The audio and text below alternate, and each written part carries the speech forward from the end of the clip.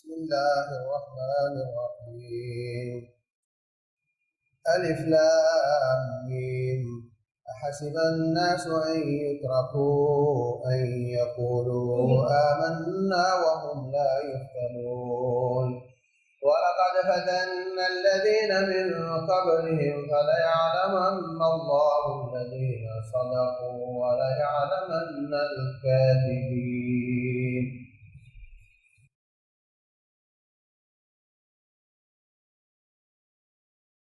محترم سامعین اور سامعات، اللہ تبارک و تعالیٰ اس جہان میں انسان کو اپنی نعمتیں دیتا ہے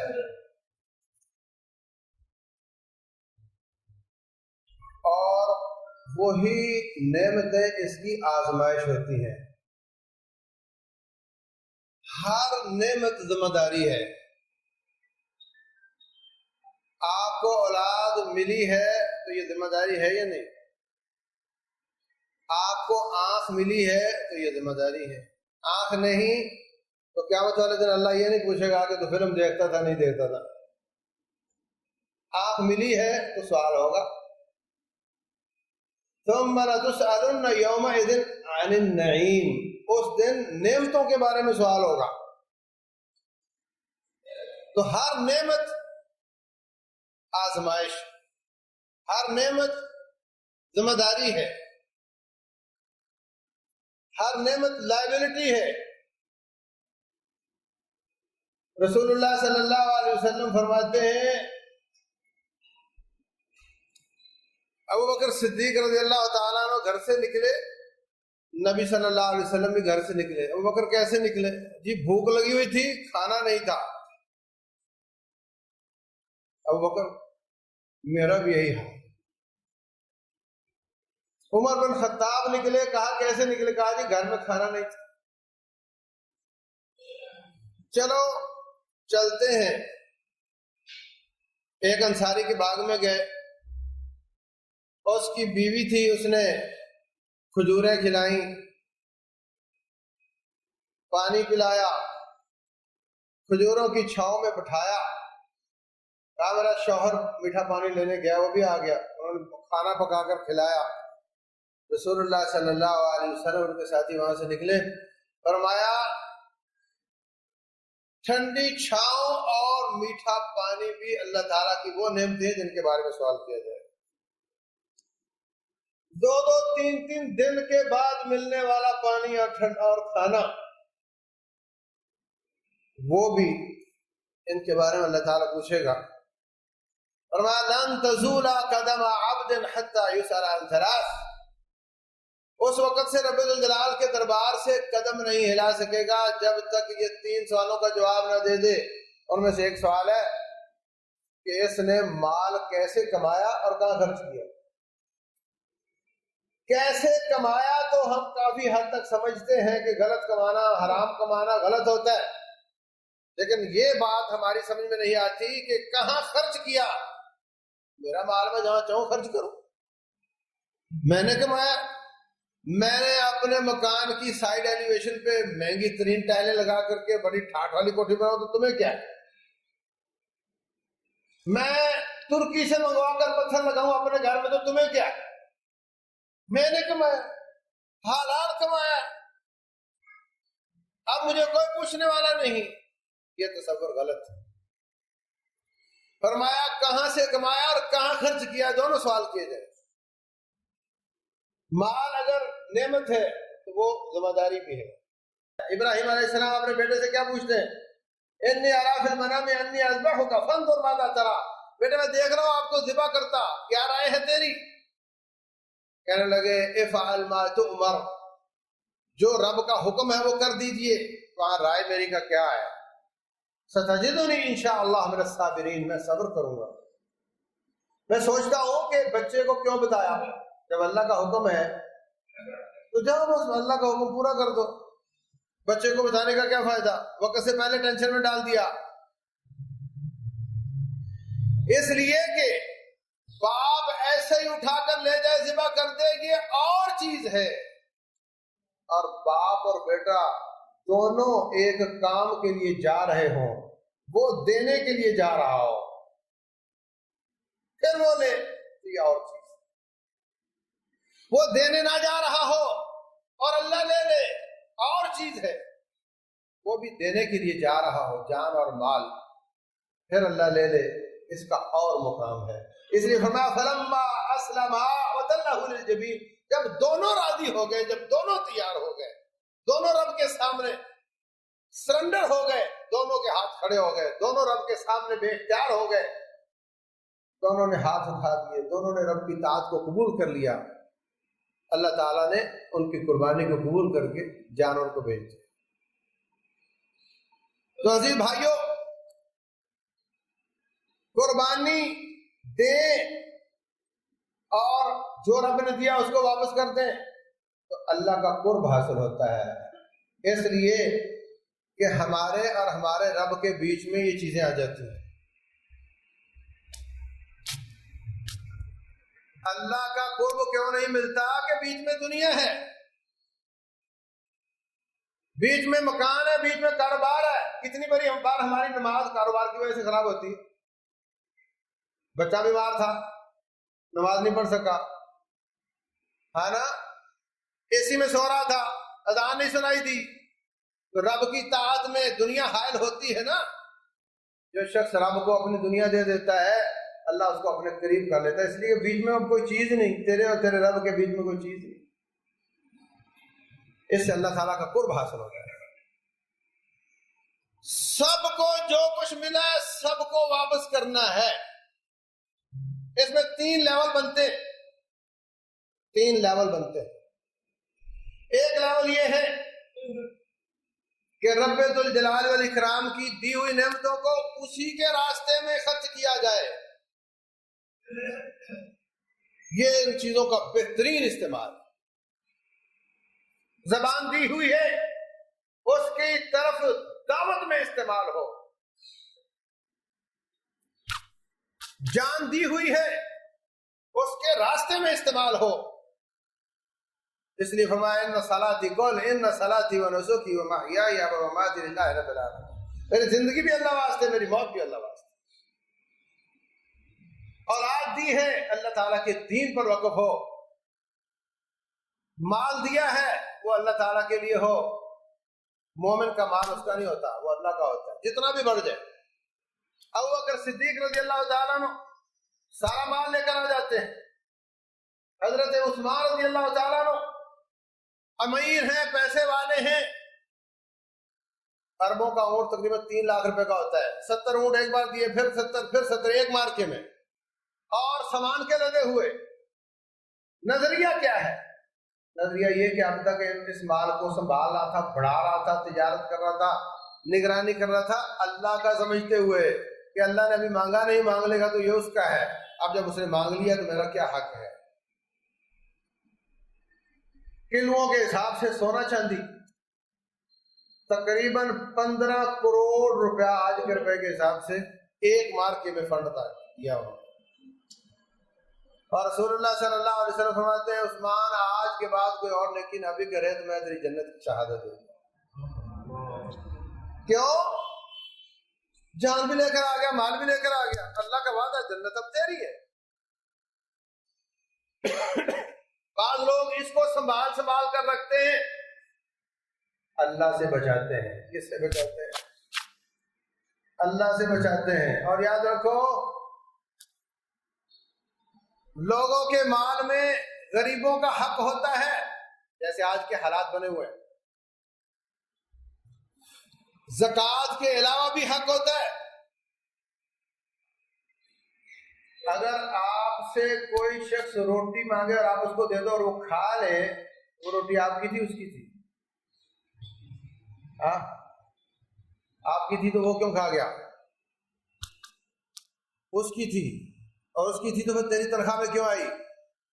اس کا مطلب تیری تنخواہ میں اوروں کی روٹیاں بھی آتی ہیں۔ اور اگر اللہ تعالیٰ سے بچاؤ گے تو اللہ کو نکالنے کے طریقے بہت معلوم ہے، وہ نکلوا لیتا ہے، بڑے طریقے ہیں۔ جو تیرا نہیں وہ تو کیسے کھا سکتا ہے؟ وہ کسی اور کا ہے، ہاتھ سے دے دے گا، اجر مل جائے گا۔ نہیں تو وہ نکلوا سکتا ہے، وہ بڑے طریقے ہیں اس کے پاس، نکلوا دے گا۔ آج تک کوئی شخص ایسا پیدا نہیں ہوا جو جتنا کماتا اتنا کھا جاتا ہو۔ لازمی ادھر ادھر لگتے ہیں، کوئی ہسپتالوں پہ، کوئی ڈاکٹروں پہ، کوئی وکیلوں پہ۔ تو عزیز بھائیوں، اللہ تعالیٰ کی دی ہوئی نعمتوں کو رب کے دین کے لیے استعمال کرنا، یہ اس کا بہترین استعمال ہے۔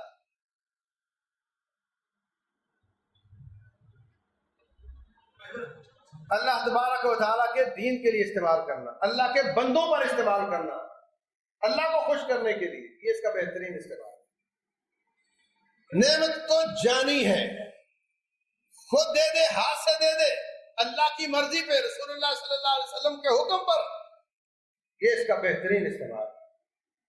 اس کی مثال یوں سمجھو کہ ایک شخص مار کے بجاتا ہے، اس کو دشمن کی گولی لگ جاتی ہے، ایک شخص گھر بیٹھا ہے، اس کو دشمن کا گولا آ کر لگ جاتا ہے، فرق ہے یا نہیں؟ گھر بیٹھا ہوا فرق ہے نا؟ تو دونوں کی جان گئی، مگر وہ دینے گیا تھا، اس کی وہ لینے آیا، فرق تو بہت ہے۔ دوسرا لیول یہ ہے کہ اللہ کے دین کے لیے نہیں، ویسے کسی نہ کسی وجہ سے انسان کی تکلیف آتی ہے، جان چلی جاتی ہے، مال چلا جاتا ہے، اولاد چلی جاتی ہے، صحت چلی جاتی ہے۔ اللہ فرماتے ہیں کیا لوگوں نے یہ سمجھ لیا ہے کہ ہم آمنا کہیں گے اور ہمیں کوئی آزمائش نہیں آئے گی؟ وَلَقَدْ فَتَنَّا الَّذِينَ مِن قَبْلِهِمْ، یقیناً ہم نے تم سے پہلے لوگوں کو بھی آزمایا تھا، وَلَيَعْلَمَنَّ اللَّهُ الَّذِينَ صَدَقُوا، ہم دیکھنا چاہتے ہیں تم نے سچا کون ہے، وَلَيَعْلَمَنَّ الْكَاذِبِينَ، تم نے جھوٹا کون ہے۔ اللہ دیکھنا چاہتا ہے، کیا اللہ کو پہلے معلوم نہیں؟ معلوم ہے، لیکن علم دو طرح کا ہوتا ہے۔ ایک بچے کے بارے میں پرنسپل کو 100% یقین ہوتا ہے کہ یہ فیل ہوگا، ہے نا؟ لیکن کیا اپنے اس علم پر وہ اس کو فیل کر سکتا ہے؟ فیل پیپر سے ہوگا، پیپر میں بیٹھے گا، فیل ہوگا، اگرچہ اس کو یقین ہے۔ اپنے علم پر فیصلہ نہیں کرتا، رب ذوالجلال بھی اپنے علم، اس کا علم تو حاوی ہر چیز پر، مگر وہ اس پر فیصلے نہیں کرتا، فیصلے کرتا ہے انسان کو آزما کر، اس میں وہ فیل ہوتا ہے، پھر اس پر فیصلہ ہوتا ہے۔ اس لیے فرمایا فَلَيَعْلَمَنَّ اللَّهُ الَّذِينَ صَدَقُوا وَلَيَعْلَمَنَّ الْكَاذِبِينَ، ہم دیکھنا چاہتے ہیں، جاننا چاہتے ہیں تمہیں سچا کون ہے، جھوٹا کون ہے۔ تو یہ دوسرے لیول میں کی آزمائش ہے۔ پہلی کیا تھی؟ اللہ کی دی ہوئی نعمتیں اللہ واپس لیتا ہے، مگر یہ خود دینے کے لیے جاتا ہے۔ وہ اللہ کے بندوں پر خرچ کرے، وہ اللہ کی مسجدوں پہ خرچ کرے، وہ اللہ کے مدرسوں پہ خرچ کرے، وہ اللہ تعالیٰ کے دین کی سربلندی کے لیے خرچ کرے، جان مال اولاد جو کچھ اس کو ملا ہے، یہ اعلیٰ نمبر ہے، یہ بہترین ہے۔ دوسرا درجہ وہ دینے کے لیے نہیں جاتا، مگر اللہ لے لیتا ہے۔ گھر بیٹھا بیمار ہو گیا، گھر بیٹھا فوت ہو گیا، گھر بیٹھا چور آ گئے، کوئی اللہ محفوظ رکھے، آزمائش آ گئی، ایمان والا ہو تو اللہ اس کو بھی صبر کرنے پہ اجر عطا فرمائے۔ یہ ایمان کی برکت ہے۔ رسول اللہ صلی اللہ علیہ وسلم فرماتے ہیں عجبا لامر المومن، مومن کا معاملہ بڑا تعجب خیز ہے۔ ان اصابته سراء فشکر فکان خیر اللہ، وان اصابته ضراء فصبر فکان خیر اللہ، اگر اس کو کوئی تکلیف آتی ہے اس پہ صبر کرتا ہے تو بھی اس کے لیے اچھا ہوتا ہے، اور اس کو کوئی اچھائی ملتی ہے اور تو شکر کرتا ہے تو بھی اس کے لیے اچھا ہوتا ہے۔ روٹین یہ ہے کہ تکلیف پر صبر اور نعمت پر شکر، لیکن کچھ اللہ تعالیٰ کے بندے ایسے ہوتے ہیں وہ تکلیف پر بھی شکر ہی کرتے ہیں، تکلیف پر بھی اللہ کا شکر ادا کرتے ہیں، ہر حالت میں رب کی تعریفیں کرتے ہیں۔ تکلیف پر صبر کے 3 لیول ہوتے ہیں۔ ایک یہ کہ جسم کڑ رہا ہے، دل کڑتا ہے، تکلیف ہے، غم ہے، پریشانی ہے، مگر میں زبان سے کچھ نہیں نکالوں گا، میں بے صبری کے کلمات نہیں بولوں گا، میں سینہ کو بھی نہیں کبروں کروں گا، کپڑے نہیں پاڑوں گا. یہ صبر ہے. اور ایک یہ ہے کہ اس حالت میں بھی رب الجلال کا شکر ادا کرے، یہ اس سے بھی اعلیٰ ہے. ہر حالت میں رب کا شکر ادا کرے. کبھی آپ نے دیکھا ہاں جی کیسے حالات جا رہے ہیں، جی اللہ کا شکر ہے. اور دوسرا کیا جواب دیتا ہے، حالت خراب ہے، پچھلے بڑے غلط حکمران تھے، یہ اس سے بھی برا آ گیا، ہر چیز بند ہے. تو یہ شکر نہیں کر رہا.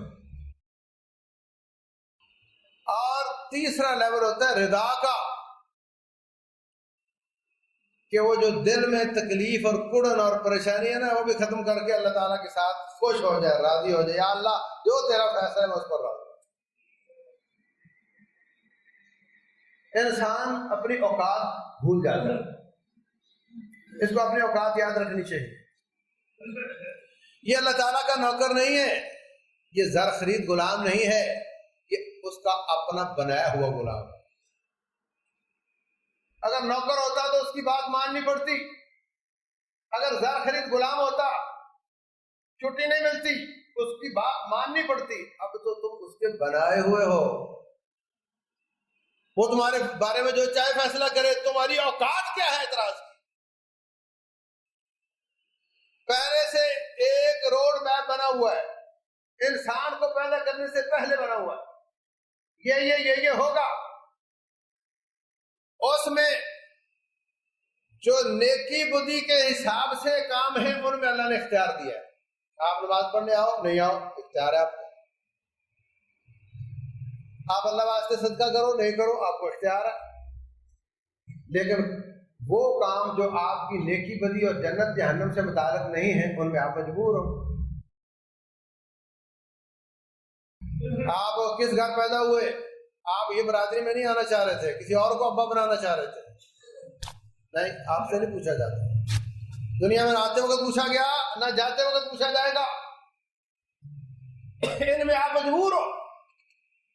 تو جن میں اللہ نے ہمیں مجبور بنایا ہے ان میں جو تکلیف آئے، جو پریشانی آئے، جو نعمت چھن جائے، کیا کہا، الذین اذا اصابتهم مصیبہ، میرے بندے وہ ہوتے ہیں جب ان کو کوئی تکلیف آتی ہے، قالوا انا للہ و انا الیہ راجعون، وہ کہتے ہیں آج یہ نعمت چھن گئی تو کیا ہوا، ہم تو خود بھی جانے والے، ہم تو خود بھی جانے والے ہیں، تھوڑا تھوڑا کر کے جانا ہے. وہ دل کی گہرائیوں سے رب کے فیصلے پر خوش ہو جاتے ہیں. رسول اللہ صلی اللہ علیہ وسلم فرماتے ہیں من رضی فلہ الرضا ومن سخط فلہ السخط، جو اللہ پہ راضی ہوتا ہے اللہ اس پر راضی ہوتا ہے، جو اللہ پہ ناراض ہوتا ہے اللہ اس پر ناراض ہوتا ہے. اللہ بیماروں کو شفائے کاملہ عاجلہ عطا فرمائے اور ہم سب کو اللہ محفوظ رکھے. وما علینا الا البلاغ. صلی اللہ وسلم وبارک علی نبینا